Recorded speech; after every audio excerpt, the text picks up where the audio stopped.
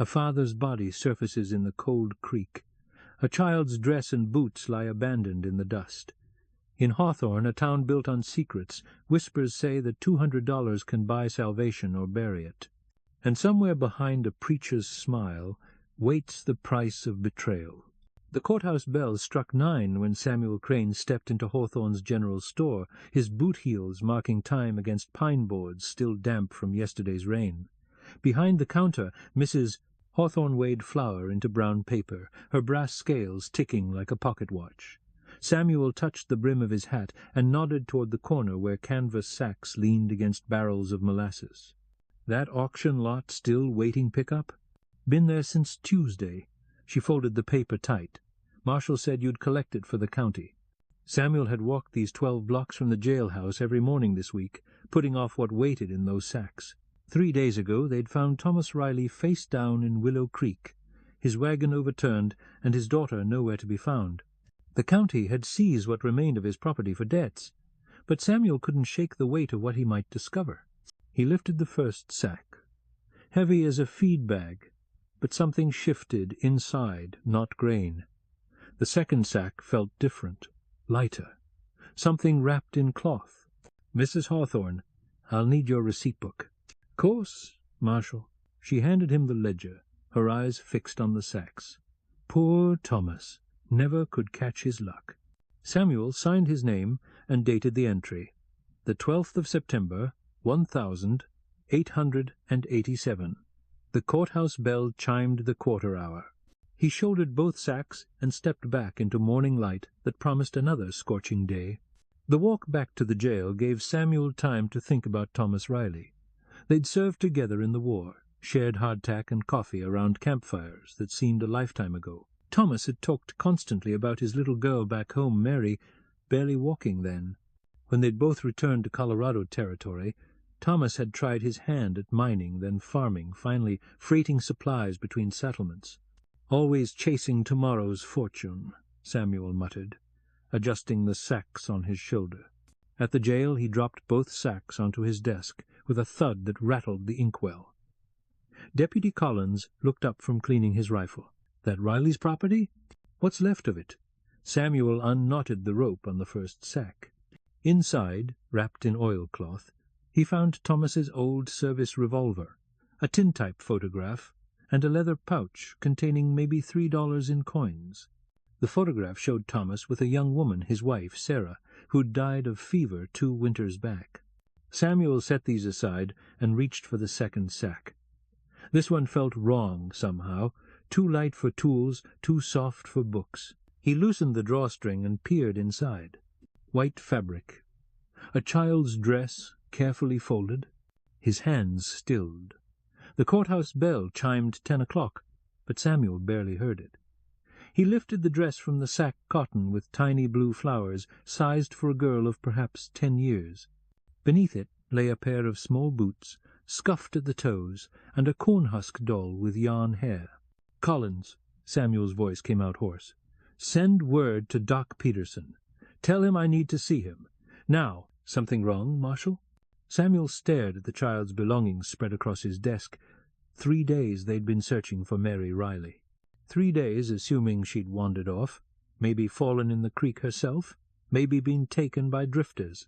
But if her clothes were here, in her father's possession— "Just get the doc," Samuel said, "and bring me the file on Thomas Riley's debts." Dr. Peterson arrived within the hour, his black medical bag in one hand and his hat in the other. Samuel had served with Peterson, too, knew him for a steady man who didn't rattle easily. "You said this was urgent?" Samuel gestured toward the items on his desk. Thomas Riley's property from the auction. Found these in the second sack. Peterson examined the dress, holding it up to the light from the window. He ran his fingers along the seams, then set it down and picked up the small boots.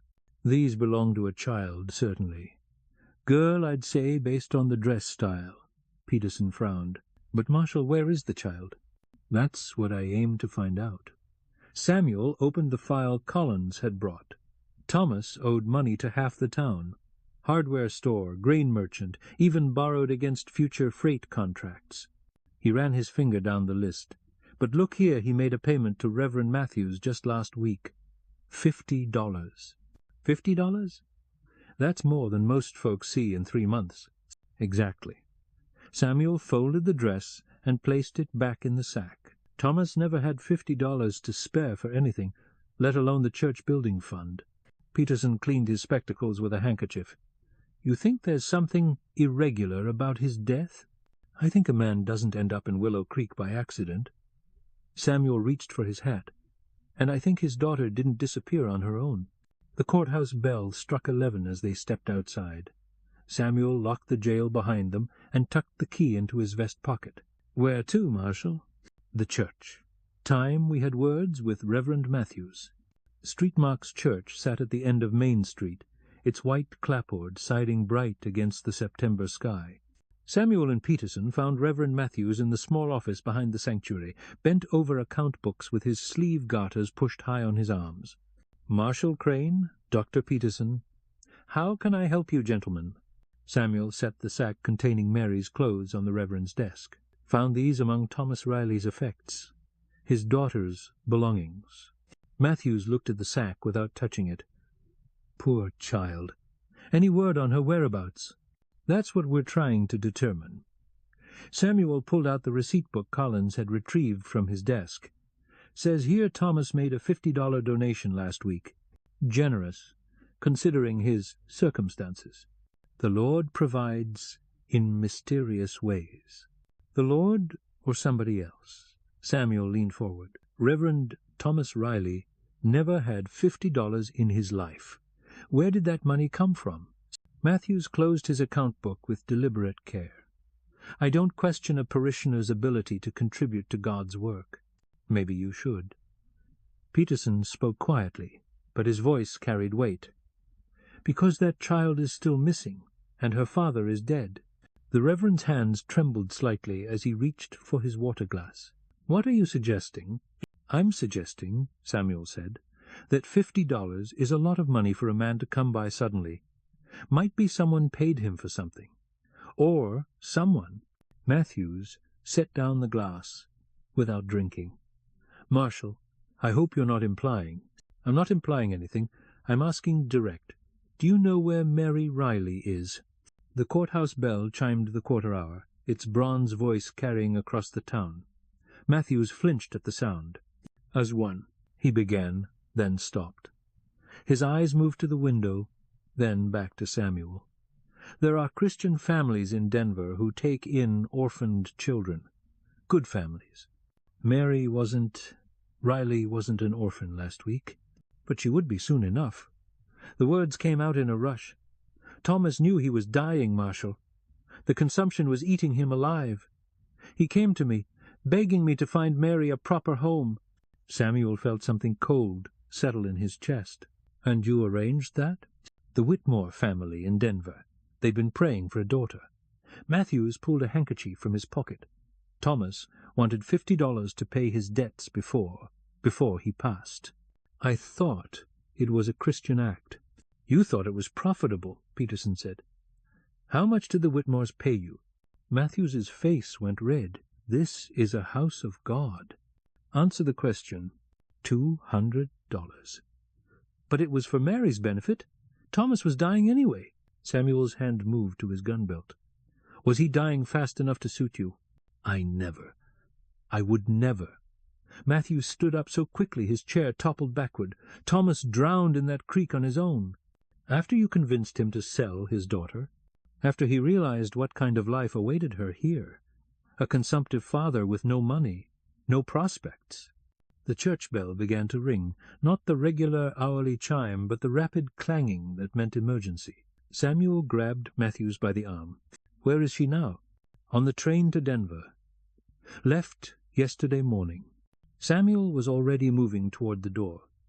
Peterson, get Collins. Tell him to wire ahead to every station between here and Denver. We're stopping that train. The Denver and Rio Grande depot sat 2 miles outside town, connected by a road that turned to mud whenever it rained. Samuel pushed his horse hard, the animal's hooves throwing up clouds of dust that caught the afternoon light like powdered gold. The station agent, a thin man named Murphy, looked up from his telegraph key as Samuel burst through the door. "Marshal, what's the emergency?" "The eastbound yesterday. Passenger manifest. I need to see it." Murphy pulled out a leather-bound book and flipped through pages until he found the right date. Yesterday's 8:15 to Denver. Let's see. Couple of drummers. Mrs. Patterson visiting her sister. Child passengers? Just one. Listed as M. Whitmore, traveling with Mrs. Catherine Whitmore to Denver. Murphy looked up. "Something wrong?" Samuel's jaw tightened. "That child's name is Mary Riley. She was sold." "Sold? Marshal, that's a serious accusation. Wire ahead to every station. Tell them to hold that train until I get there." Samuel was already turning toward the door when Murphy called after him. "Marshal, the 3:30 westbound is due any minute. That'd get you to Junction City in 2 hours, and you could catch the evening express to Denver." Samuel paused. Junction City was where the lines crossed if he could get there before the eastbound passed through. The distant whistle of an approaching train echoed across the valley. Samuel looked out the window and saw smoke rising above the cottonwoods that lined the tracks. "That the westbound now?" "Right on time." Samuel reached into his vest pocket and pulled out a $10 gold piece. "Get me on that train." The westbound locomotive pulled away from the depot with a great huff of steam and a grinding of iron wheels on steel rails. Samuel sat in the passenger car, watching familiar landscape roll past the window while his mind raced ahead to what he might find in Denver. A child sold like livestock, her father dead, maybe murdered, a reverend willing to profit from both tragedies. The conductor, a heavy-set man with a silver watch chain, stopped beside Samuel's seat. "Junction City in about 90 minutes, Marshal. You said you needed to catch the eastbound?" "If it hasn't passed through yet." "Should still be there. They usually hold for 30 minutes to take on water and coal." The conductor checked his watch. "Though you might want to send a wire ahead, let them know you're coming." Samuel nodded and pulled out paper and pencil from his vest pocket. He wrote quickly, "Hold eastbound Denver train. Stop passenger. M. Whitmore. Actually Mary Riley stop. Child unlawfully transported. Stop. Federal Marshal en route. Stop." He folded the message and handed it to the conductor, along with another gold piece. "Can you get this wired from the next water stop?" "Consider it done, Marshal." Outside, the sun hung low over the mountains, painting the sky in shades of orange and pink. Samuel watched a red-tailed hawk circle above the sagebrush and thought about Thomas Riley, probably watching this same sky 3 nights ago as his life ebbed away in Willow Creek. The train's whistle sounded long and mournful as they rounded a curve and began the descent toward Junction City. Junction City Depot was bigger than most, built to handle traffic from 3 different rail lines that converged there like the spokes of a wheel. Samuel jumped from the westbound before it came to a complete stop and ran toward the station-master's office. "The eastbound from Denver, is it still here?" The station-master, a grizzled man with ink-stained fingers, looked up from his telegraph apparatus. "Just got your wire, Marshal. Train's been held, but the passengers are getting mighty restless." "Where is it?" "Track 3. But, Marshal, you should know there's been some complication." Samuel was already heading for the door. "What kind of complication?" "The woman with the child, Mrs. Whitmore. She's claiming the child is legally adopted. Says she's got papers." Samuel's boots rang against the platform boards as he hurried toward Track 3. The eastbound locomotive sat breathing steam like a sleeping dragon, its passenger cars stretching back into the gathering dusk. Through the windows he could see people standing in the aisles, craning their necks to see what was causing the delay. He found Mrs. Whitmore in the second passenger car, a well-dressed woman in her 40s with steel-gray hair pinned beneath a fashionable hat. Beside her sat a small girl with dark hair and frightened eyes, Mary Riley, though she looked younger than her 11 years. "Mrs. Whitmore, I'm Marshal Samuel Crane. I need to speak with you." The woman's face hardened. "I suppose you're the cause of this delay? I want you to know that Mary is legally in my custody. Reverend Matthews arranged everything properly. That's what we need to discuss." Samuel crouched down to Mary's eye level. "Hello, Mary. Do you remember me? I was a friend of your papa's." The girl nodded, her eyes wide. "Papa said you fought in the war together." "That's right. Mary, Do you know where your papa is now? Mrs. Whitmore said he went away on business, that I'm going to live with her family now. Mary's voice was barely above a whisper. But I want to go home. Samuel looked up at Mrs. Whitmore. Ma'am, I'm going to need to see those adoption papers. She reached into her handbag and produced a folder of documents. Everything is legal and proper. The child's father signed her over to our care, witnessed by Reverend Matthews. Samuel examined the papers by the light of the car's oil lamps. Thomas Riley's signature was there, along with Matthews's witness mark, and an official-looking seal. But something felt wrong about the whole arrangement. Mrs. Whitmore, when did you meet Mary's father? I didn't meet him personally. Reverend Matthews handled the arrangements. And you paid $200 for her? The woman's cheeks flushed. That was a donation to the church building fund, completely separate from the adoption. Mary, Samuel said gently, when did your papa sign these papers? I don't know what papers you mean, the girl said. Papa was sick for a long time, but he never said anything about me going away. Samuel stood up. Mrs. Whitmore, I'm afraid there's been some misunderstanding. Mary's father is dead, and there's evidence suggesting these adoption arrangements weren't made with his full consent. That's impossible. Reverend Matthews assured me. Reverend Matthews is currently being held for questioning. Samuel reached for Mary's hand. Mary, would you like to come with me? We'll get this sorted out. The girl nodded eagerly and stood up. Mrs. Whitmore grabbed her arm. You can't just take her. I have legal documents. Ma'am, you have documents signed by a man who may have been coerced or deceived. Until we determine the facts, Mary stays with me. The conductor appeared at Samuel's shoulder. Marshal, is there a problem here? No problem. We'll be getting off at the next stop. As they walked toward the front of the train, Mary slipped her hand into Samuel's. Marshal Crane? Is my papa really dead? Samuel felt his throat tighten. Yes, honey. I'm sorry. Did someone hurt him? I don't know yet. But I promise you this, we're going to find out what happened, and we're going to make sure you're safe. The train whistle blew, and the locomotive lurched forward as they resumed their journey through the Colorado night.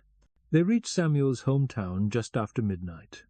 Mary had fallen asleep against his shoulder during the last hour of the journey, and he carried her carefully down from the train car. The depot was nearly empty, except for a few freight handlers loading cargo.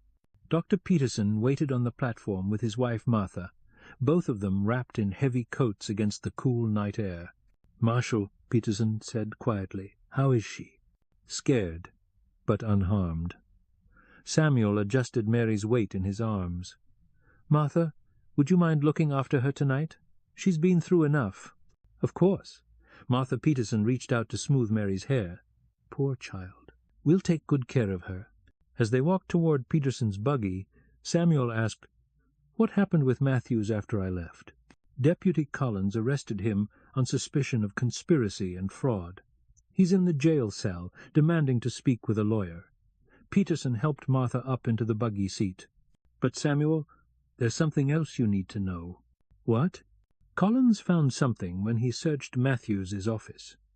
A letter from Thomas Riley, dated 4 days ago. Samuel felt his pulse quicken. What did it say? Peterson pulled a folded paper from his coat pocket. Thomas suspected he was being poisoned. The letter says he was planning to take Mary and leave town, go to his brother in California. Poisoned? That's what he believed. He wrote that he'd been getting sicker faster than consumption should make him, especially after eating meals that Matthews had been bringing him. Samuel stared at the letter in the lamplight from the depot. So Matthews wasn't just selling the child. He was murdering her father to make sure the sale went through. Looks that way. Collins also found a bottle of rat poison hidden in Matthews's desk drawer. Mary stirred in Samuel's arms and opened her eyes. Marshal? Where are we? We're home, honey. Mrs. Peterson is going to take care of you tonight, and tomorrow we'll figure out what happens next. Can I see Papa? Samuel exchanged a look with Peterson. We'll talk about that tomorrow. Right now you need some sleep. As Peterson's buggy rolled away toward his house, Samuel stood alone on the depot platform. The courthouse bell chimed 1 o'clock, its bronze voice echoing across the sleeping town. He thought about Thomas Riley, about the trust between old soldiers, about a little girl who'd nearly been sold like cattle. Tomorrow there would be trials and lawyers and paperwork. Tonight there was just the satisfaction of a job done right. He walked home through empty streets, past the church where Matthews had sold a child's future, past the general store where it had all started with 2 canvas sacks and a mystery. At his front door Samuel paused and looked back toward the courthouse. The bell tower stood silhouetted against the stars, solid and permanent, in a world that seemed to change too fast for decent people to keep up. But some things never changed. Friends looked after friends, the law protected the innocent, and children belonged with people who loved them, not people who bought them. Samuel went inside and lit his lamp, then sat down at his kitchen table to write his official report. Outside, the night wind stirred the cottonwood leaves, and somewhere in the distance a train whistle called across the darkness. Mary Riley was safe, Thomas Riley was at rest, and Reverend Matthews would face justice. Sometimes Samuel thought, as he dipped his pen in ink, that was the best a man could hope for. 3 weeks later, Samuel stood in the cemetery outside town, watching as they lowered Thomas Riley into the ground beside his wife Sarah. Mary Riley, dressed in a new black dress that Martha Peterson had made for her, held Samuel's hand and said a quiet goodbye to the father she'd loved. The service was simple. Dr. Peterson read from Scripture. The town blacksmith sang Amazing Grace in a surprisingly fine baritone, and Martha Peterson made sure everyone knew there would be coffee and cake at their house afterward. Reverend Matthews was in the territorial prison, serving 15 years for conspiracy, fraud, and manslaughter. Mrs. Whitmore had returned to Denver, her $200 forfeit to the county for Mary's care. As the gravediggers finished their work, Mary looked up at Samuel. What happens to me now? Samuel had been dreading this question for 3 weeks. He'd grown fond of the girl, enjoyed having her help him feed his chickens in the morning, and read to him from the newspaper in the evening. But he was a bachelor lawman with no experience raising children. "Well," he said carefully, "Dr. and Mrs. Peterson have been asking if you might like to live with them. They never had children of their own, and they've taken quite a shine to you." Mary considered this. "Would I still see you?" "Every day, if you wanted. Their house is just down the street from my office." "And you'd still tell me stories about Papa and the war?" "All the stories you want to hear." Mary nodded solemnly. "I think Papa would like that. Dr. Peterson reminds me of him sometimes." As they walked back toward town, Samuel felt a lightness he hadn't experienced in years. Maybe it was knowing that justice had been served, or maybe it was the sound of Mary's laughter as she chased butterflies between the headstones. Either way, it felt like the kind of ending Thomas Riley would have wanted for his daughter. The courthouse bell chimed 4 o'clock as they reached Main Street, and Samuel realized he was looking forward to whatever tomorrow might bring. "If you'd like more stories like this, stay a while. I'll tell the next one tomorrow night."